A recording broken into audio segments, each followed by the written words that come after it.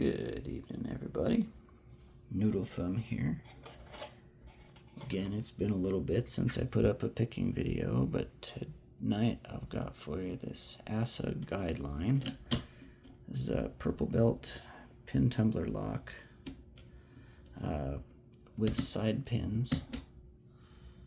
It's got ball bearings that those side pins allow to fall into gates and let the core turn. I'll show you that, of course, when I got what it means for picking purposes. Apparently some of these you don't even have to touch the side pins. Mine, you do have to set them. There's 3. And so I'm starting off using this multi-pick number 10 flag. And early when I was picking it, I seemed to have to bounce back and forth between these side pins and the top stack a number of times, but either that was me misinterpreting feedback, which is by far the more likely, or the little bit of wear that I'll put on the lock has changed how it picks. I haven't been using heavy tension, and so it's not very likely that that's actually what happened. So I think more likely it's just my meager picking skill, which again I'll let atrophy. Made me not read the feedback of the lock very well, and so I bounced back and forth when I probably didn't need to. So the top stacks on this are barrels. So right now I'm just trying to get all the barrels into the milling. I believe number 2 is nearly 0 lift, if not actually 0 lift. I overset it a lot, even knowing I go to test it and bloop, there it goes. So I'm trying not to do that right now. 1 I think I actually have already out of the milling, and this is 2 that I'm on right now. If I feel any counter rotation, then I know I can't nudge it any further. But until then, oh, that was 3 that I just overset. Until I feel some counter rotation, I can't be sure that I have the lip of the barrel out of the milling. And so this has actually been a difficult lock for me. It's been a while since I picked anything with barrels, and so it has required me to get good again. At least get moderately good. So we're seeing what I can do in terms of testing barrels thus far. So 1 feels all good. 2 I think is all good. 3 I think is all good.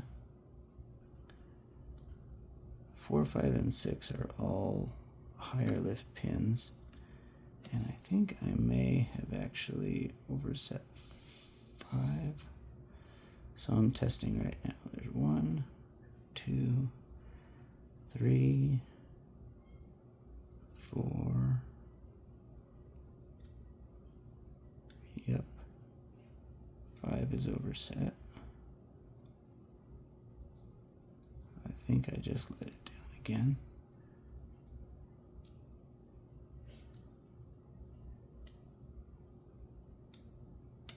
There we go. So I dropped a number of things there. The big question being, did I drop things that I needed to drop, or did I drop things that needed to stay up? Only way to know is to push on things, test and see.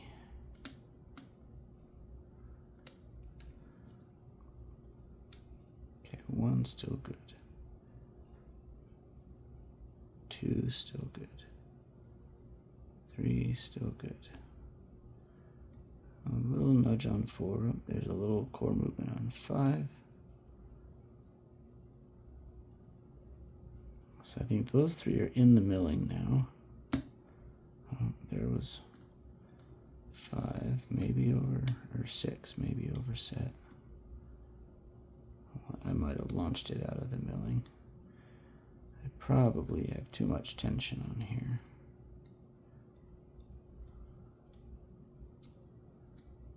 4, 5.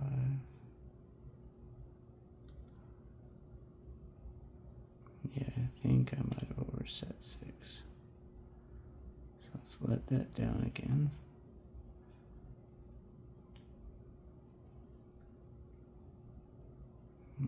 It came down and I didn't feel it. Okay, 1, 2, 3, 4, 5. Okay. So nothing's overset again.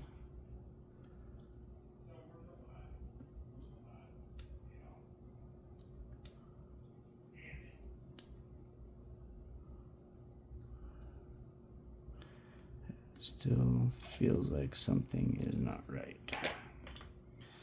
So there we go. I backed off enough to drop my ball bearings, to drop the side pins and bind up the ball bearings. Okay.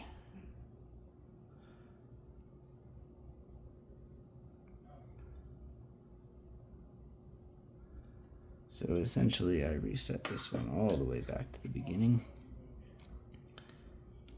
And we'll see what we can do now.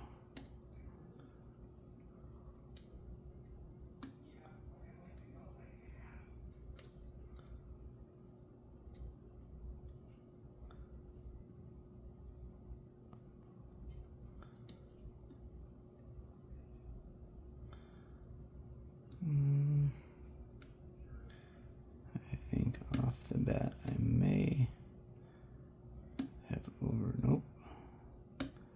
Let's say I may have overset 2, but I think I just got it out of the milling, which I don't usually do till later. Okay, calm down. Ease up on the tension.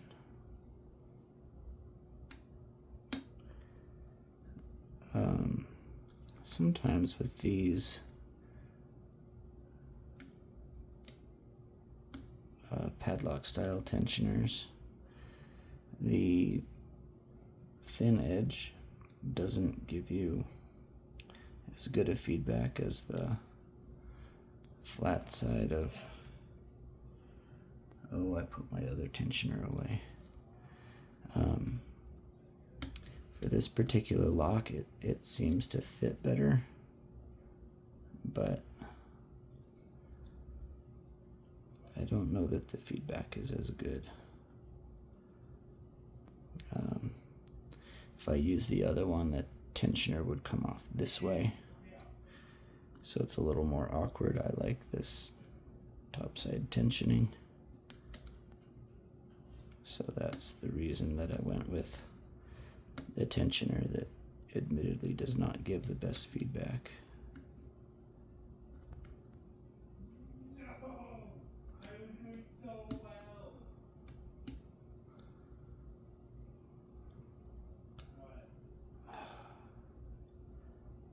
I think there's just one pin that's stuck in milling right now.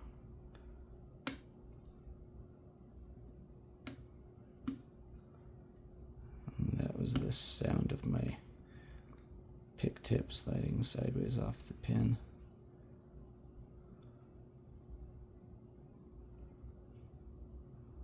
Okay.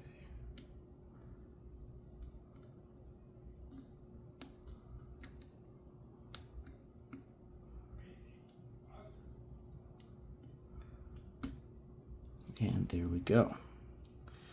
It was pin 6. That's the ring in the back, not allowing it to turn any further, but there is the open. All right. Now let's see how far my gutting has fallen.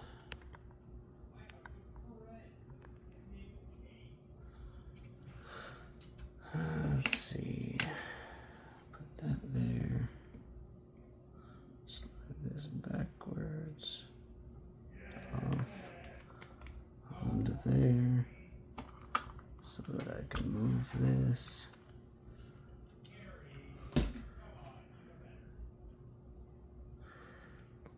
Pardon the blurry for a minute.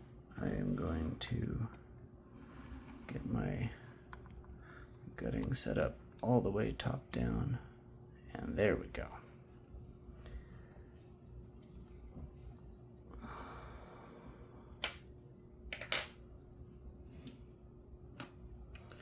All right.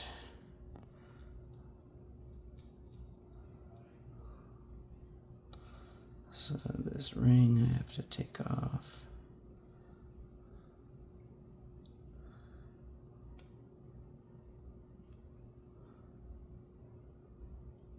Oh, you know what? I'm going to reset the lock. There we go. Makes it much easier to take off the ring.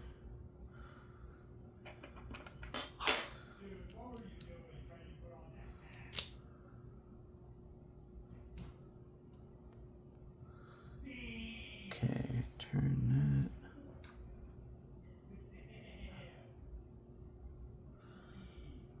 that. And get the shim in there. All the way. There we go. Get our follower. Now,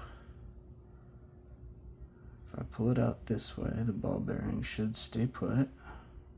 And the key is going to keep the side pins from making their exit. So I'll put the lock body there so you can see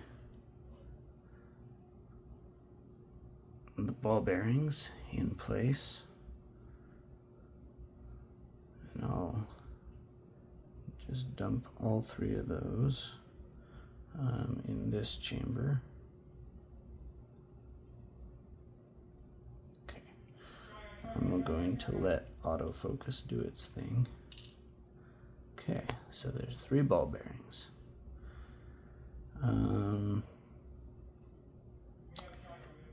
Next, I will hold all the pins in and pull the key.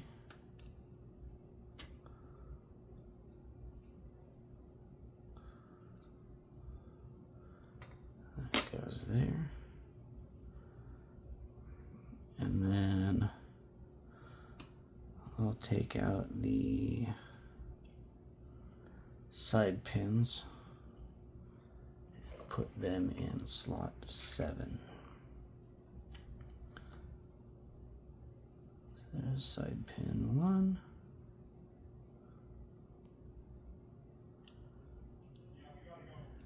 Nicely labeled slot for that. Side pin 2. Oop.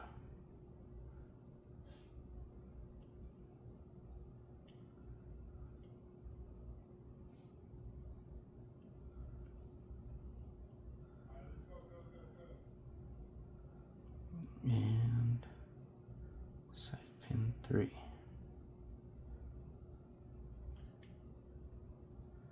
I think I got 1 and 2 mixed up there. I will discover whether that's accurate on reassembly.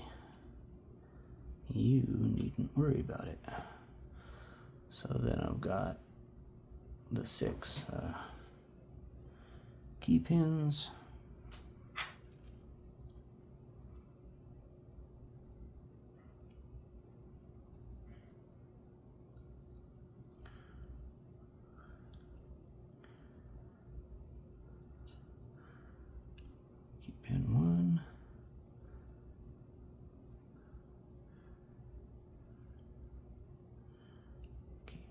2. These are the long boys. So that pin 2 was not a 0 lift, it was a low lift. When I showed all 6 pins, you could see it was clearly recessed in there. Okay, pin 4. These are the shorties. Okay, pin 5.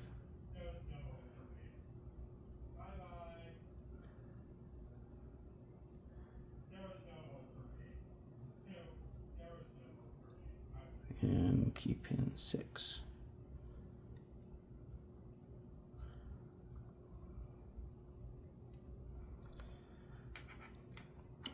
Before I move on, I'm going to do 2 things. One, I'm going to adjust my light a little bit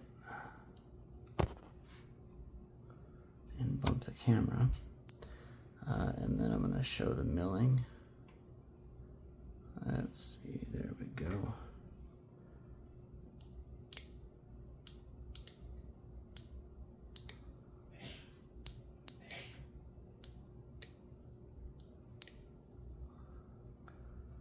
And the other side of the milling.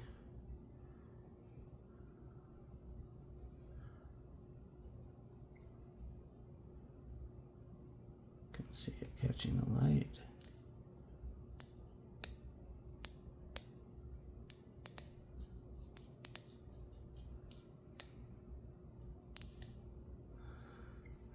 There we go. So there is the core.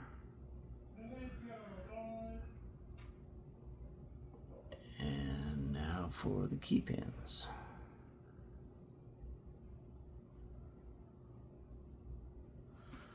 I often will extract my shim first, but I think I'm not going to do that this time.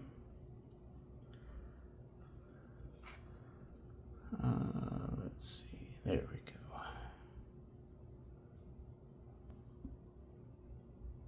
No. The shim doesn't want to come out, but I think I am gonna. There we go. Okay, try this again. Okay, driver 1.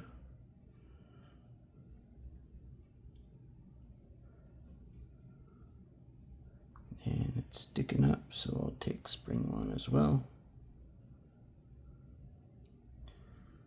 Driver 2.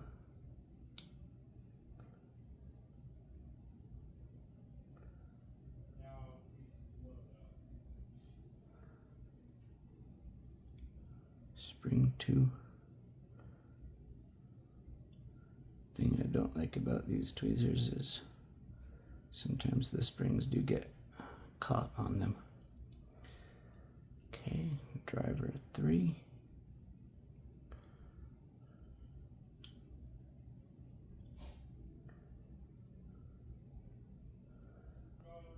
There we go.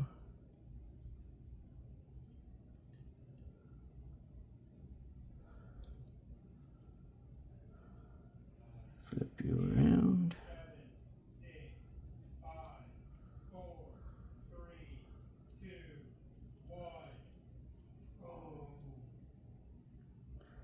Okay, and that's the far part of the Euro. I maybe should have taken 4 out before I switched it. Let's see. Okay, let me reposition my hands. For driver 6. Long barrel there.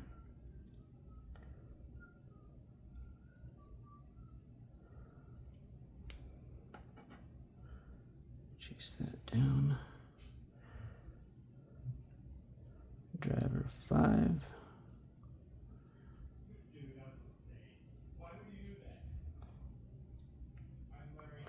I do not particularly like this light and camera setup. I'm gonna I'm going to change that for my next video. And I'm going to flip this around again for 4. It's just too deep and dark in there. Okay, 3, 4. And you can't see that at all. There we go. 4.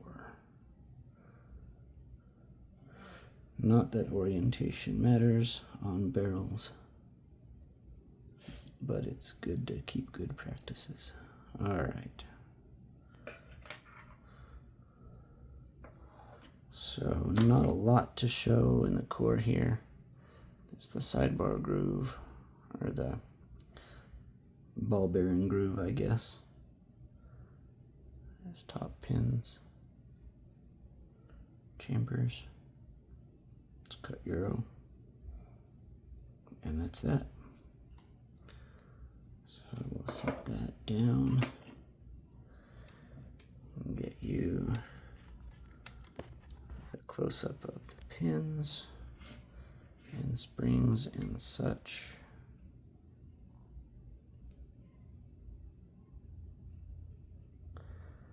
There you go. 6 barrels, 3 side pins, 3 ball bearings, and a few done points for me. Have a good one, everybody.